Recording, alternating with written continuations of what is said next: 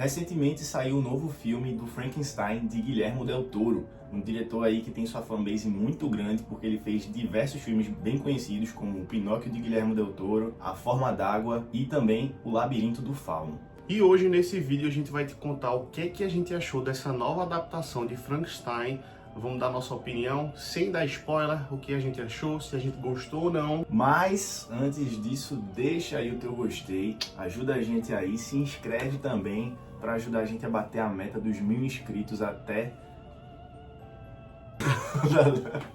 bater a meta dos 1000 inscritos o mais rápido possível. Ativa o sininho também para não perder nenhuma notificação, nenhum vídeo do Cineverso. E vamos nessa!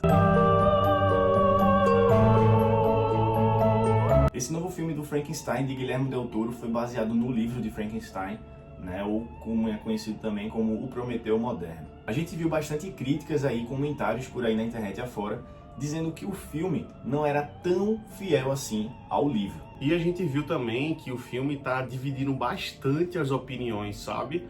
Mas por um certo lado, a maioria das pessoas estão gostando do filme. E pra ser sincero aqui, eu nunca li o livro, né, de Frankenstein, Bruno também não. Mas a gente pode dizer que a obra de Guillermo del Toro é muito original. E eu acho assim, a galera que está criticando o Guillermo del Toro nesse sentido não conhece muito bem o diretor, porque isso não é novidade.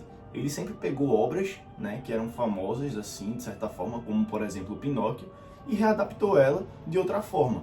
Né? Ele não é a história original que a gente conhece, ele pega ali a base principal da história, mas sempre muda a visão, sempre muda, acrescenta uma trama nova, como por exemplo no filme de Pinóquio, que eu gosto muito, ele acrescenta ali uma trama na Segunda Guerra Mundial, então, pô, ele tem essa fama, né? E não significa que ele tá destruindo, de certa forma, a obra original, né? Ele tá contando mais na visão dele.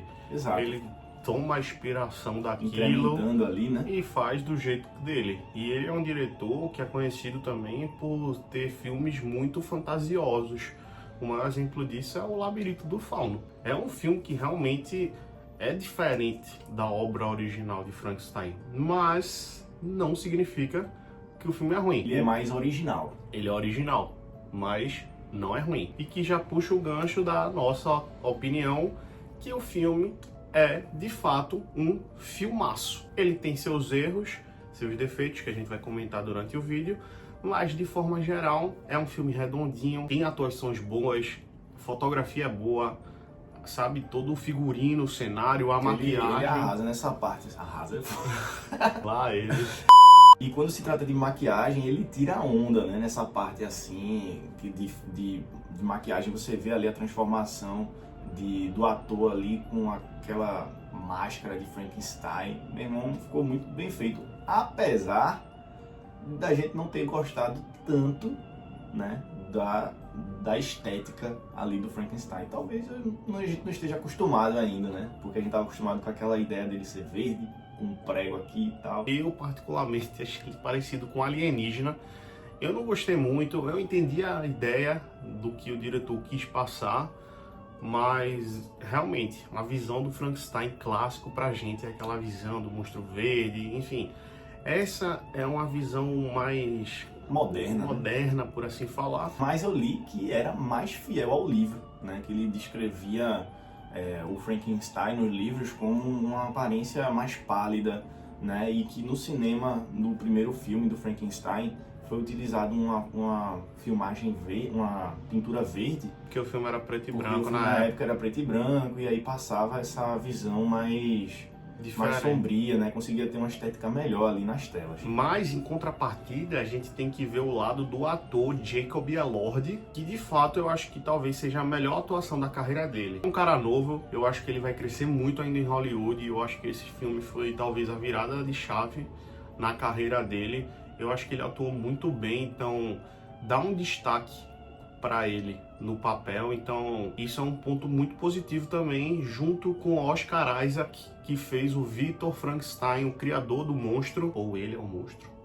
Mas também, para mim, foi uma das melhores atuações de Oscar Isaac, eu acho que ele mandou super bem, eu acho que os dois ali, tanto o Victor quanto o Frankenstein, eles conseguem moldar a história, fazer a história andar de forma que no filme existem dois pontos de vista, tanto o ponto de vista do criador quanto do monstro, e no final a gente culmina ali pro final do filme, e que é um ponto muito positivo também do jeito que é contado o filme. Como o Bruno falou, essa é uma das melhores atuações de Jacob Elord. Eu acho que, junto ali com Saltburn, que ele tá muito bem no filme também, essa é a melhor, talvez, ou a segunda melhor atuação dele, junto com o Oscar Isaac, que tá também 10 de 10. Eu sempre acreditei no potencial de Oscar Isaac em atuações mais dramáticas, e Jacob Elord também é promessa de Hollywood. Já tá sendo realidade, na verdade. E é até um pouco engraçado, porque a escolha principal, antes do Jacob Elord ganhar o papel de Frankenstein, quem tinha sido confirmado tinha sido o Andrew Garfield. Então o Andrew Garfield ia ser o Frankenstein. Só que se eu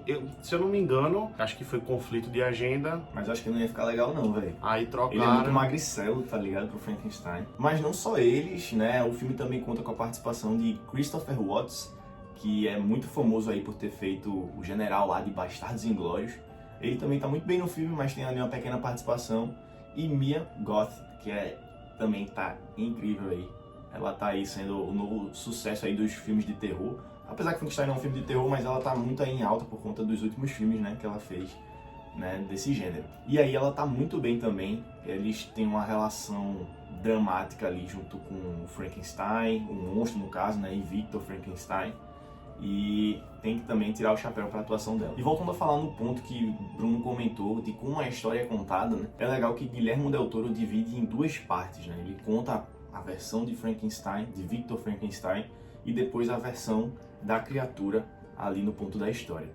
E o que é interessante também é que essas mudanças, essas pequenas mudanças que Guillermo del Toro faz ao contar a história e no enredo, né, traz muito mais profundidade do que eu acredito que é a história original. O filme tem um peso dramático muito interessante e, como sempre, Guillermo del Toro traz essas criaturas. Ele parece que tem um hiperfoco nisso, né, em trazer monstros que são mais humanos do que os humanos de fato, né? Então ele traz toda uma crítica ali à ciência, a experimentos e a visão geral da vida e do mundo, né? É um filme sobre a contemplação humana e suas ambições através da jornada de Victor e a sua criatura, né? E serve para questionar a própria natureza da humanidade e a ética científica e a responsabilidade moral. Um ponto negativo do filme para mim, que eu não...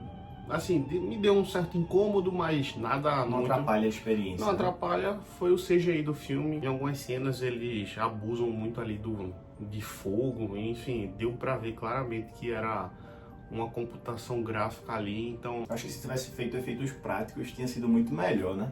deu um pouquinho incomodada, mas assim, de fato, realmente não muda muito a experiência. E realmente, o que mais me incomodou nesse filme foi o visual mesmo do Frankenstein, mas é entendível a forma do que o diretor quis trazer ele de uma maneira mais realista, né? Eu no começo estranhei, né, essa aparência do monstro, né? No início eu fiquei meio assim, mas terminei me acostumando ali no início quando ele tá careca, mas aí quando ele começa a desenvolver na história, aparece mais perto do final, ali do terceiro ato do filme, ele começa a ter um visual com cabelo que ficou meio bizarro, assim. Parece até o Felca, velho. Tá meio estranho, velho. Essa parte, assim, eu não gostei muito, não. Mas, enquanto ele tá, tipo, peladão, assim, né? Mais careca e tal. Ele tá legal quando ele tá com aquela capa ali, tipo, no navio. Eu achei muito legal essa roupagem dele, né? Ficou muito bom. A fotografia do filme também é muito bonita. Os cenários ali gerais. A ambientação me lembrou muito o filme dele, que se chama, eu acho que é A Colina Escarlate. Se eu não me engano é de Guillermo del Toro também, me lembrou muito. Então é um ponto muito positivo, ele consegue criar sempre uma ambientação muito única para os seus filmes. Eu gosto muito dele, assim, em questão de filmes, quando se trata de fantasia e monstro, ele é muito bom, muito bom. Eu acho que talvez seja o melhor, assim, para fazer filmes fantasiosos, né? O único que eu não assisti, eu acho que foi A Forma d'Água. E eu acho que as produções mais fracas dele, que na verdade eu acho que ele não tá nem como diretor, se eu não me engano, ele tá como produtor, que são as Crônicas de Guillermo del Toro, que são pequenos curtinhas que tem na Netflix. mas que não me agradou tanto assim, mas eu já vi muita gente comentando bem, né? Mas no geral, assim, Guilherme Del Toro é um diretor que tá sempre acima da média ali nas suas produções e na entrega dos seus filmes. Com certeza. Então, para quem tem curiosidade de conhecer a história do Frankenstein e ver essa visão mais reformada, né, de Guilherme Del Toro, vai gostar bastante desse filme. É um filme que tem uma carga dramática muito boa. Ele tem 2 horas e 40, mas você não percebe, passa muito rápido assim. É bem interessante a história.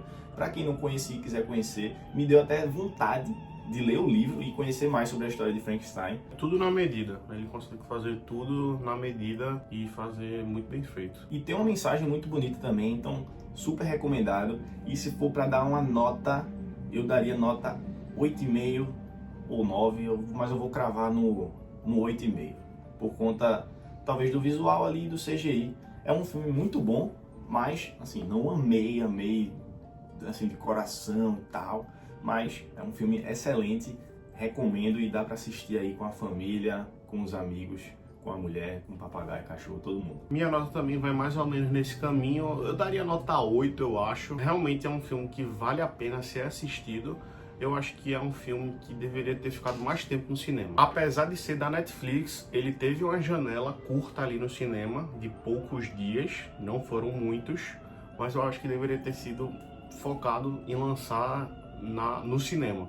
Assistir um filme desse numa sala IMAX ali, ia ser muito bom. Eu acho que eles pecaram nisso, mas assim, realmente, vale a pena ser assistido, é um filme muito bom, é uma visão diferente e ele tem vários filmes de Frankenstein, até o Robert De Niro já fez um Frankenstein. Verdade. Então, vale a pena. No final de tudo, a gente realmente descobre que o verdadeiro monstro somos não é um nós, monstro, humanos. é Victor Frankenstein. E agora vamos esperar, né, para assistir o próximo filme do Frankenstein que vai lançar ano que vem, se eu não me engano, Com Christian Bale, com o Christian Bale, chamado A Noiva de Frankenstein. E aí vai ser o grande embate, né? Ia lançar no final desse ano e até aquele embate ali de filmes de Frankenstein, mas terminou que o de Christian Bale foi adiado para o próximo ano. Foi? Foi, acho que foi. Quer confirmar? Desinformação. Confirmado aqui pela produção, foi adiado para 2026 mesmo. E aí a gente não vai ter esse embate aí no mesmo ano, mas ali, né, em uma data relativamente próxima. E a gente vai fazer essa comparação aí de qual foi o melhor filme de Frankenstein desse período. E lembrando que o filme de Christian Bale não é sobre o Frankenstein, é sobre a noiva do Frankenstein. Então é totalmente diferente, tá? Mas deve tratar ali, né, talvez. E eu acho que ele vai ter uma pegada meio musical, eu acho, pelo isso, trailer. Foi confirmado que era um musical. Então, assim, geralmente, né, filme musical não cai muito nos braços do pessoal. Então, mas enfim, a gente tá aí, vamos aguardar, vamos assistir, dizer nosso veredito depois, a nossa opinião. Então acompanhe esse universo. Se você gostou do vídeo, ajuda a gente aí a bater a meta de 1000 inscritos. Curte aí o vídeo também se você gostou. Deixa nos comentários também que tipo de conteúdo tu quer ver aqui. Se tu quer ver alguma crítica de algum filme, ou enfim, comenta, que é muito importante saber o que é que você quer que a gente traga para você assistir. E comenta também o que tu achou do filme, se tu concorda com a nossa opinião ou não, o que é que tu discorda, deixa aqui nos comentários. E é isso, ativa o sininho para não perder nenhum vídeo do Cineverso. Tamo junto, é nóis.